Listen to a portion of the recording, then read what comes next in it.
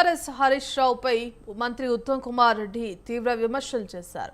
BRS హయాంలో Telangana దెబ్బతిందని fire అయ్యారు. హరీష్ రావు అబద్ధాలు మాట్లాడుతున్నారని విమర్శించారు. గోబల్స్ రావుగా హరీష్ రావు పేరు మార్చుకోవాలని సెటర్లు వేశారు. ఇక గోదావరిపై ప్రాజెక్టులు కట్టి ఉంటే బలకచర్ల వివాదం ఉండేది కాదని అన్నారు. ఇరిగేషన్ పై చేసిన రుణాలను కోట్ల రూపాయల వడ్డీ కడుతున్నామని మండిపడ్డారు.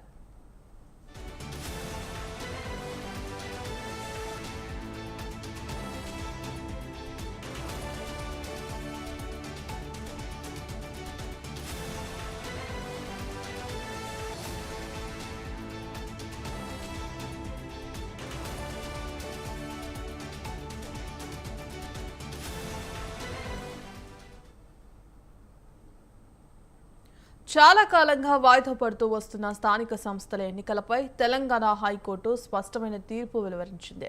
సెప్టెంబర్ 30 లోపు ఎన్నికల ప్రక్రియ పూర్తి చేయాలని తెలంగాణ ప్రభుత్వాన్ని ఎన్నికల సంఘాన్ని ఆదేశించింది. హైకోర్టు తీర్పుతో స్థానిక సంస్థల ఎన్నికల ప్రక్రియలో కదలిక వచ్చిందా?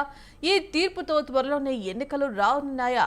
హైకోర్టు ఆదేశించినట్టు 3 నెలల్లోనే స్థానిక పోరు ముగుస్తుందా అన్న ఆసక్తిగా మారింది.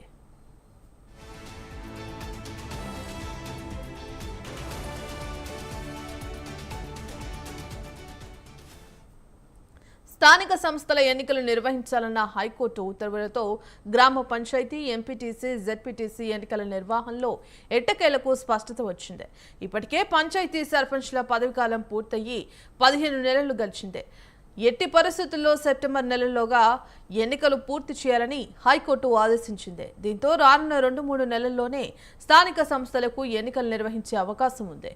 ఈ నేపథ్యంలో తెలంగాణ వ్యాప్తంగా గ్రామాల్లో ఆశావహుల సందడి మొదలైంది.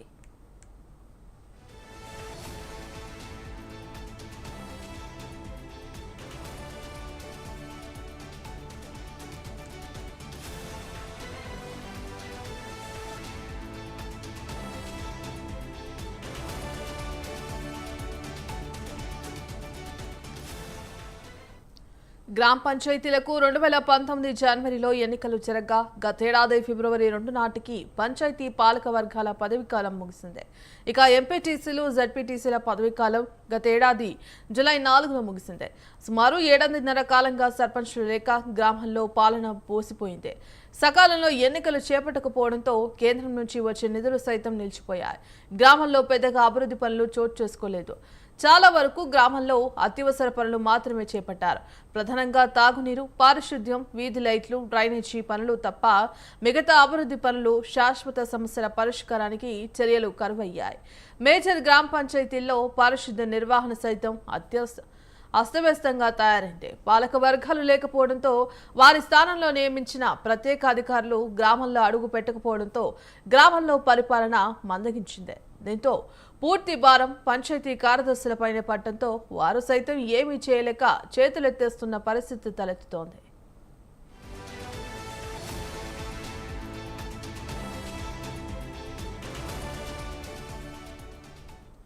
రాష్ట్రంలోని 566 జెడ్పీటీసీ, ఎంపీపీ స్థానాలకు ఎన్నికలు నిర్వహించేందుకు పంచాయతీరాజ్ శాఖ తుది జాబితా ఖరారు చేసింది.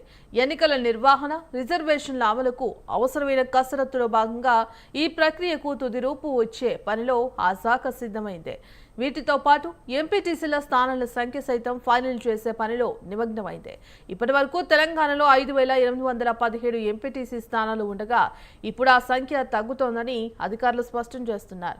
ఇటీవల కొత్త మున్సిపాలిటీలు ఏర్పాటు చేయడం, కార్పొరేషన్ సమీపంలోని గ్రామాలను వాటిలో విలీనం చేయడం, మేడ్చల్ జిల్లా మొత్తాన్ని అర్బన్ ప్రాంతంగా మార్చడం, ఔటర్ రింగ్ రోడ్ లోపల మండలాలన్నింటినీ మున్సిపాలిటీలుగా మార్చడంతో ఎంపీటీసీ సభ్యుల సంఖ్య తగ్గనుంది.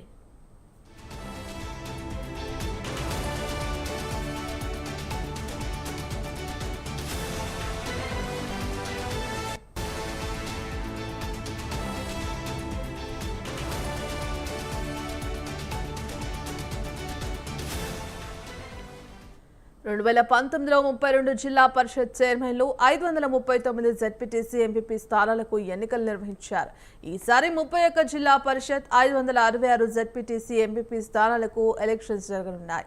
రాష్ట్రంలో అత్యధికంగా నల్గొండ జిల్లాలో 33 జెడ్పీటీసీ స్థానాలు ఉండగా నిజామాబాద్లో 31, సంగారెడ్డి సిద్దిపేట జిల్లాలో 26, కామారెడ్డిలో 25 స్థానాలు ఉన్నాయి. అతి తక్కువగా పంచాయతీరాజ్ శాఖ మంత్రి సీతక్క ప్రాతినిధ్యం వహిస్తున్న ములుగు జిల్లాలో కేవలం 10 జెడ్పీటీసీ స్థానాలే ఉన్నాయి. ఆ తర్వాత వరంగల్లో 11 స్థానాలు ఉన్నాయి. రాష్ట్రంలో ఎక్కువ జిల్లాల్లో 12 నుంచి 15 మధ్యనే జెడ్పీటీసీ స్థానాలు ఉన్నాయి.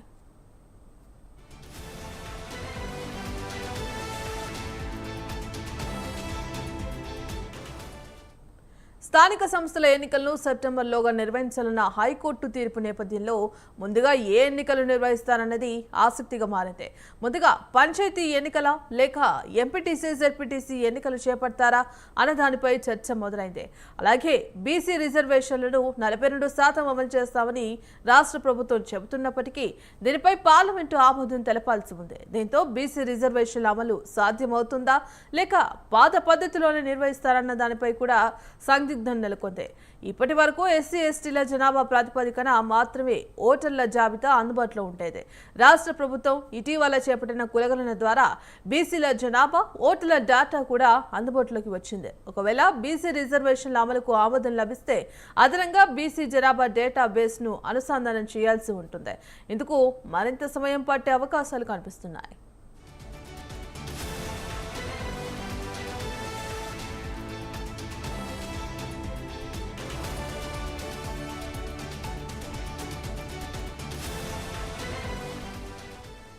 తెలంగాణలో స్థానిక సంస్థల ఎన్నికలకు రేవంత్ రెడ్డి నేతృత్వంలోని కాంగ్రెస్ ప్రభుత్వం సన్నాహాలు చేస్తోంది. త్వరలోనే ఈ ఎన్నికలకు సంబంధించి ఓ ప్రకటన విడుదలయ్యే అవకాశాలు ఉన్నాయన్న వార్తలు చాలా రోజుల నుంచే వినిపిస్తున్నాయి.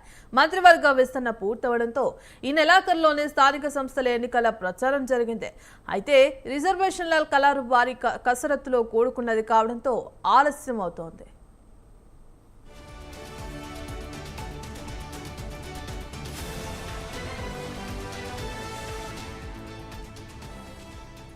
వాస్తవానికి ఏడాదిన్నర క్రితమే తెలంగాణలో స్థానిక సంస్థల ఎన్నికలు జరగాల్సి ఉంది. కొత్తగా పదవి పగ్గాలు చేపట్టిన కాంగ్రెస్ ప్రభుత్వ పాలనపై పట్టు సాధించేందుకు కొంత సమయం పట్టడంతో ఇవి ఆలస్యమయ్యాయి. దీనికి తోడు కామారెడ్డి డిక్లరేషన్ అమలు చేయాలంటూ అన్ని వైపుల నుంచి ఒత్తిడి వచ్చింది. దీంతో కాంగ్రెస్ సర్కార్ కులగణన నిర్వహించి అసెంబ్లీలో తీర్మానం చేసి కేంద్రానికి పంపింది. అక్కడి నుండి క్లియరెన్స్ రాకపోవడంతో స్థానిక పోరు జాప్యమవుతుందని కాంగ్రెస్ నేతలు చెబుతున్నారు.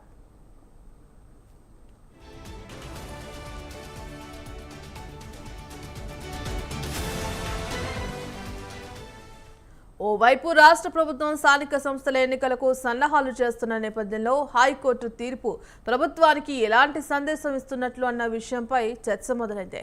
ఇది ప్రభుత్వానికి ఏమి ఇబ్బందికరమైన పరిస్థితి కాదన్న వాదనలైతే వినిపిస్తున్నాయి. అంతేకాకుండా బీసీ రిజర్వేషన్లు తేలితే హైకోర్టు నిర్దేశించిన గడువులోగానే రాష్ట్ర ప్రభుత్వం స్థానిక సంస్థల ఎన్నికలను పూర్తి చేసినా ఆశ్చర్యం లేదన్న విశ్లేషణలు సాగుతున్నాయి.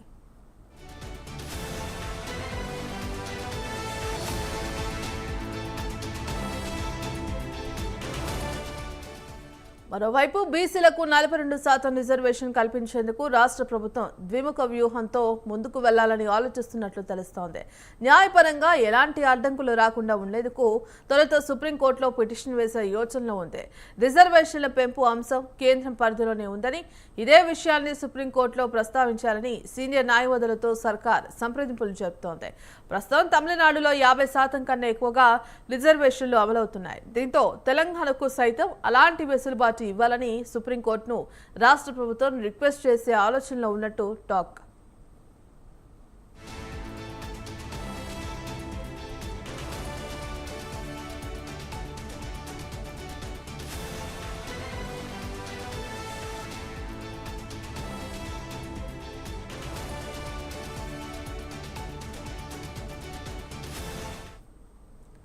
ఒకవేళ సుప్రీంకోర్టులో రిజర్వేషన్ల విషయంలో ఏదైనా అడ్డంకులు ఎదురైతే రాజకీయ సంప్రదింపులు జరపాలని సర్కార్ భావిస్తోంది.